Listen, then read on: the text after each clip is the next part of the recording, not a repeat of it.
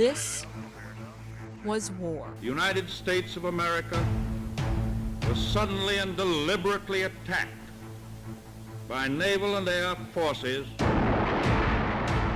of the Empire of Japan. The day millions of young American men became soldiers.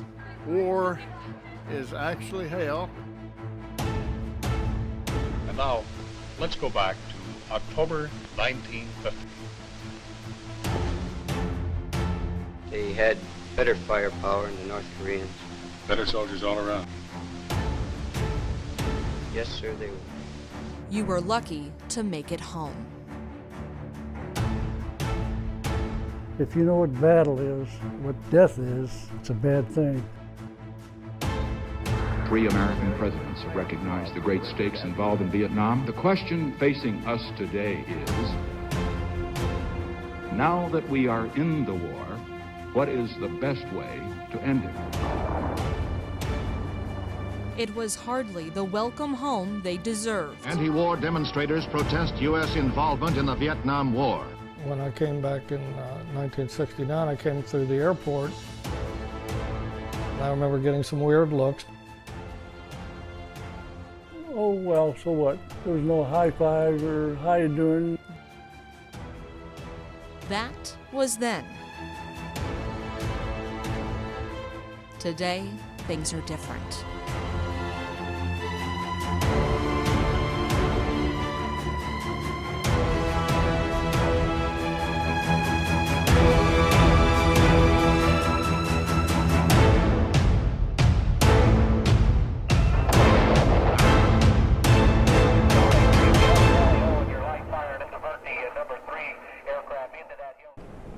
If you know a veteran of the armed forces, there is a waiting list, hundreds of names deep, for a flight only a fraction of our heroes get to board.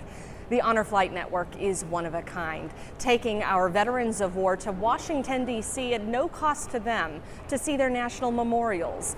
Back in May, photojournalist Jessica Farley and I were honored to be a part of one of those flights. And for the next 30 minutes, you get to ride along.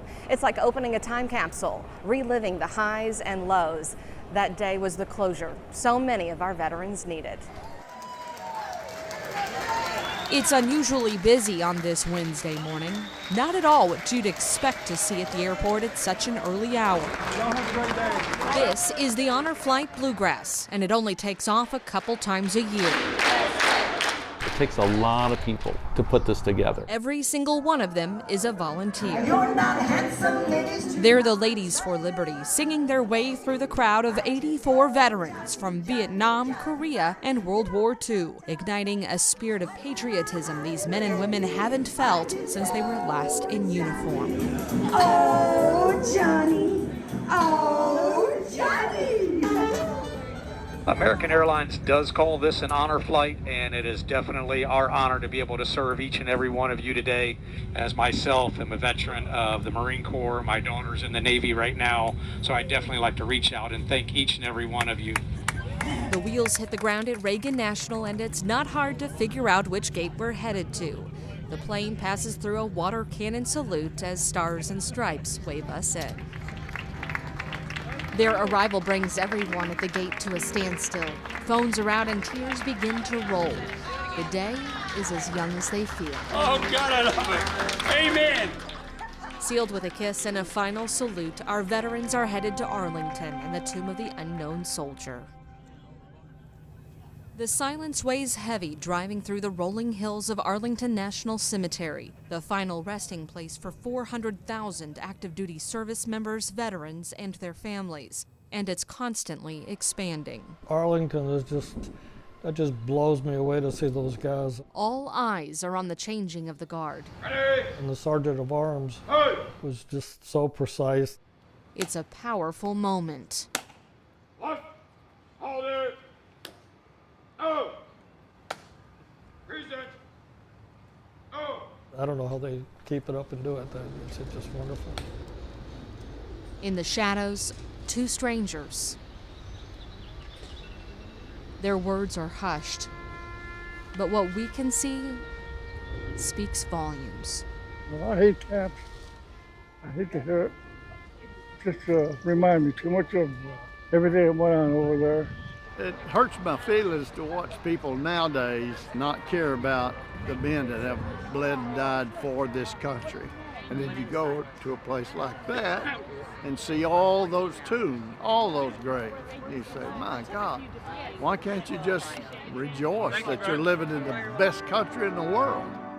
Beneath a colossal sculpture of 6 Marines at Iwo Jima, it is our first look at all the veterans together. The lone World War II veteran on this trip, Richard Gay, front and center for the day's cover photo. It's important that they know who we are. And those we lost. They say war is hell.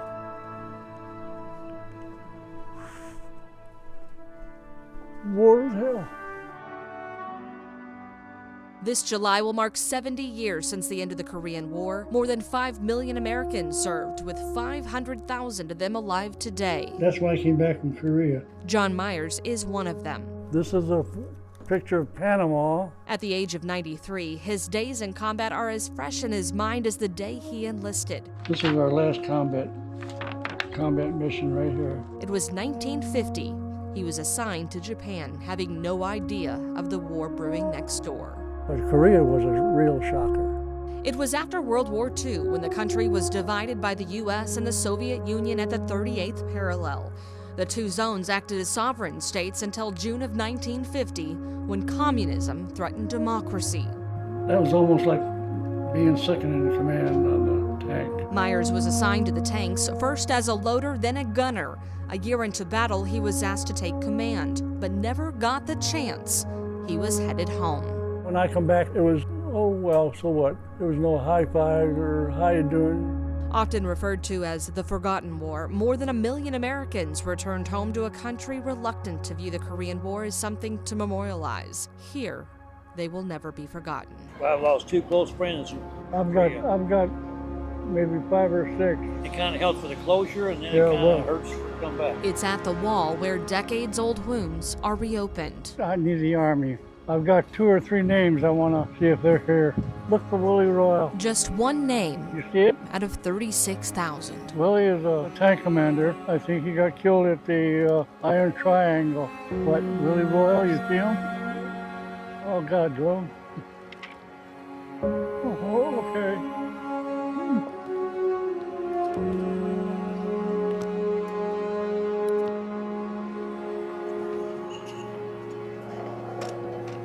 From Korea to Vietnam.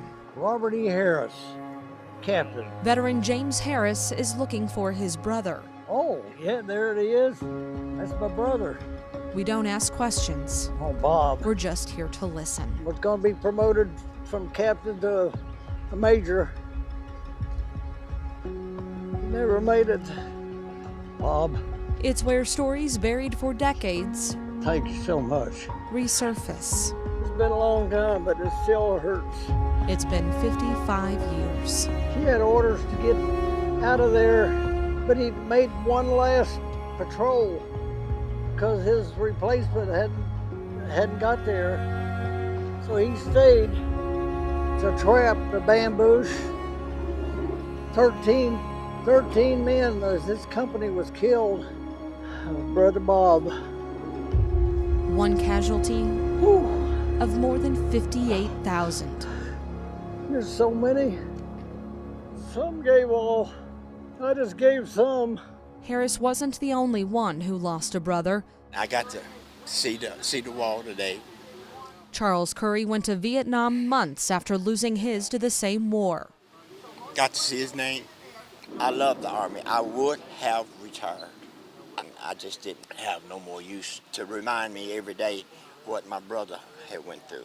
At the wall, it's a constant reminder. You know, I can feel the grit and the anguish. And in some cases, some guilt. His name is Dale William Cold Iron. A friend lost in combat. We got in a little tussle after we went out and come in and just got in a little fight in a bunker, and he said, I don't have to put up with this. So he joined the Arvins and ended up losing his life. And I always felt like maybe I was the cause of that. But anyway, war is actually hell. It's kind of sad in a way. I'd like to come to see him, but I wouldn't want to do it again. No, I've seen enough. Some things you just want to forget. There are people from our high school that went over there and didn't come back. There's a picture, there's a face with that name. Brother Steve and Larry Getzinger grew up in Middletown, Kentucky. I just enlisted something to do. Nothing was really going on. I think I did it to make my dad mad. And you did. The war in Vietnam had been raging for more than a decade when Steve joined the Marine Corps. I knew, yeah. But when you're a teenager, 18 years old, you don't really think about that. You're invincible. You just, do what you had to do. Make it back to base. Do you have any close calls? Yes. Had a couple. First day. And I'm hearing these bees flying around. I don't know if I told you that. And I'm going, what is that? And some guys have been there said, hey, stupid, they're shooting at us. I didn't, because you just kept hearing, bzz, bzz. Steve put in his 4 years and never looked back. His brother's military career was just getting started. I thought I told him don't go in. If he would have, I probably wouldn't have listened. Larry never stepped foot on Vietnam soil, but he did spend the next 2 decades in the Air Force, working alongside K-9s as a military police officer. He's one of many on this trip who never experienced combat. We're lucky and they were unlucky. That's how I feel. Tall granite columns wrap around visitors at the World War II Memorial, honoring the 16 million Americans who served in the armed forces. We owe everything to our veterans. They changed the course of history for mankind. They went overseas not as conquerors, but liberators. 400,000 never made it home. I looked at all these grave sites. It bothers me.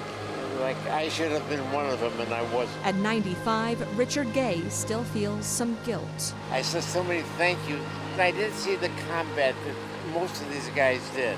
It's a day of reflection. So many guys there that did have boots on the ground there and had friends that died there. You could see it there in all their faces. And recognition they all deserve.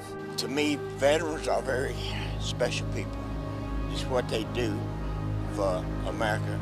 Their bravery and sacrifice is not lost on anyone here. Because that was my generation, there were so many names, so very, very sobering. It's hard to describe unless you've been there. It makes you a different person. I'll never forget the day, I'll tell you right now. And I appreciate this trip, but it just made me feel a little bit better. Every veteran out there that can qualify need to do it. Couldn't ask for a better schedule that they did, better weather. Of course, they've got it down to perfection now. And you could complain about something, but it wouldn't be valid, The last of the memorials is immense. I guess it's up into the sky is the idea. Towering 402 feet above sea level. It's pretty easy to get lost in thought. It's amazing. Go, Fred. Among other things. I keep losing my guardian. I'm in a dereliction of duty. Where the heck is that guy? A moment of humor on what's been a roller coaster ride of a day. Back at the airport, it's finally time for some rest and relaxation. Sit down, Steve. But the day is not over. One of the most moving experiences has yet to happen. Mark! They had the big manila envelope, and I'm hearing somebody yell my name. Mark, what back? Mail call was always important, wasn't it? Oh, absolutely. Anyone who served in the military will tell you getting letters in the mail was one of the most exciting moments during one's service. Oh, I wrote home quite a bit. They all sent me little care packages. Marine Corps. Sometimes you'd go weeks without word from anyone, and then one day, a handful would fall in your lap. I want to give you a hand for being a hero. Thank you for your service.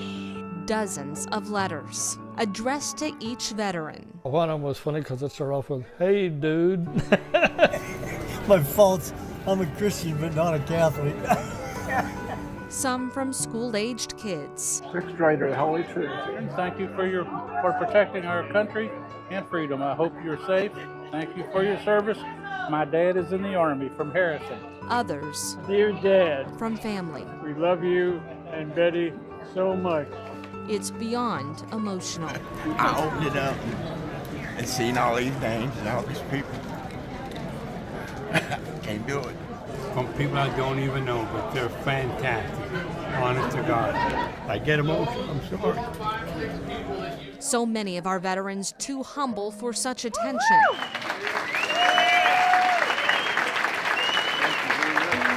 And then come the letters days later, addressed to the people who made this all possible. Afterwards, with the letters that we received, a lot of the veterans find closure finally.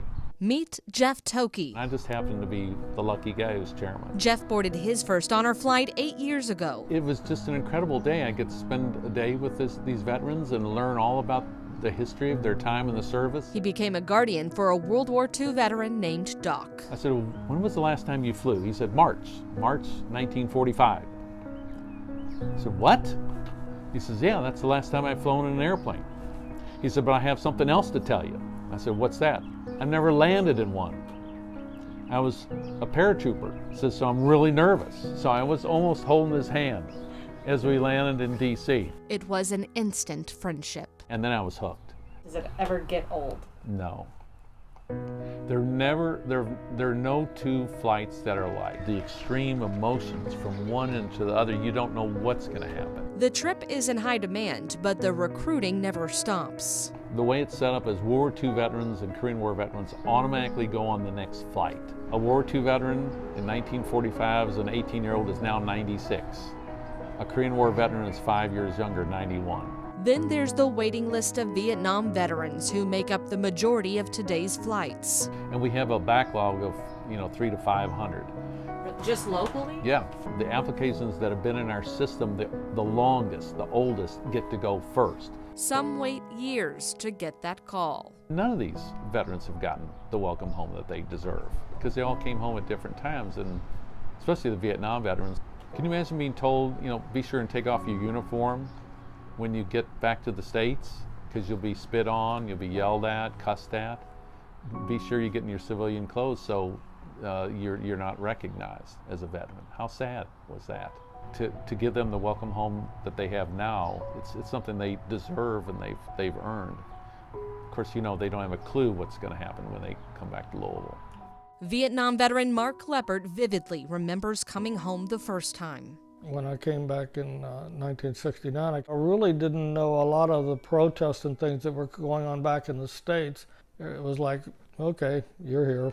It was no big deal. This time was different. This was the welcome home celebration they deserved decades ago. We're here for Bob Hazley. Daryl Bensing. He was actually on the list to be a guardian initially. The wait is so long that I asked him the other day, I was like, are you going as a guardian or are you the veteran? He goes, oh no, I'm the old man that they're taking. It's overwhelming, very overwhelming. I couldn't believe they're all lined up this way and all lined up that way. Well, lo and behold, there were probably 1,200 people out there. It was just so overwhelming. They had a color guard, they had the revolutionary reenactments, they had just in that Boy Scouts, and Girl Scouts, they were everywhere. The tears are back and in full force. First time in the line that anyone had said since 1969, welcome home, which just blew me away. Thank you, thank you. It's a moment in time these veterans will never forget. Ask any one of the 84, they've never felt like this before. I've had veterans that took me 4 or 5 years to convince them to go, and then they'll come back and say, my God, that's one of the best days of my life ever. Thank you, sir. And the people that do this for these veterans are special, and they've done one heck of a job. It'll be one of the best things you ever do. Maybe this is what it's going to be like when one gets to heaven. You're walking through a line of all of the people that your life has influenced, and they're thanking you for that. With photojournalist Jessica Farley, Brooke Hash, WHAS 11, on your side. truly the trip of a lifetime. I can't wait for your veteran to experience one. And for those of you at home, this is your time to volunteer. Whether it's being part of the grounds crew, a guardian, or simply donating some money. Each flight costs roughly $117,000, and every bit of it comes from donors. Each flight depends on it. The Honor Flight Network spans across the country, so you don't have to be local. Over the last 2 decades, it's flown more than 200,000 veterans. Here locally, more than 2,400. The second and final flight of the year is September 5th, and I encourage you to meet me back here at Ollie International for that Welcome Home celebration. Until then, I'm Brooke Hash.